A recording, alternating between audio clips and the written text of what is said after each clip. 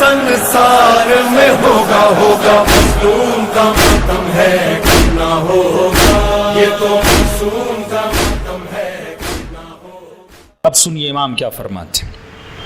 इमाम फरमाते हैं कि अल्लाह ने शराब को मना किया, इसका रीज़न है, जब तक रीज़न्स को तलाश नहीं करोगे शराब को हराम किया। इवन वन ड्रॉप, एक कतरा भी शराब का हराम है।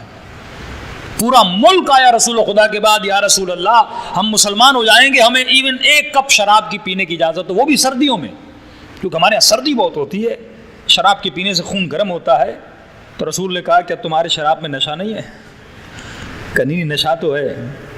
हर वो चीज़ जो मुस्किर है, नशे आवर हराम है। क्यों हराम है? रीज़न क्या है?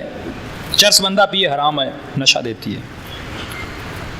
पान गुटके वाला खाए, अब नशे के भी लेवल है। मतलब चाय भी आप पीते हैं, चाय का भी एक नशा है, लेकिन उसका लेवल बहुत कम है, ना होने के बराबर है। वो आदत दिलाता है। कौन सा नशा हराम है? चाय भी एक नशा है, सिगरेट भी एक नशा है, लेकिन चाय पीने की इजाज़त है, लेकिन शराब पीने की इजाज़त नहीं। क्यों नहीं? क्योंकि शराब का नशा मेरी अक्ल को ज़ाइल करता है। सही बात। और इंसान की अगर वैल्यू है तो अक्ल की वजह से। डिफरेंस बिटवीन इंसान एंड एनिमल क्या है? ये अक्ल रखता है, वो अक्ल नहीं रखता।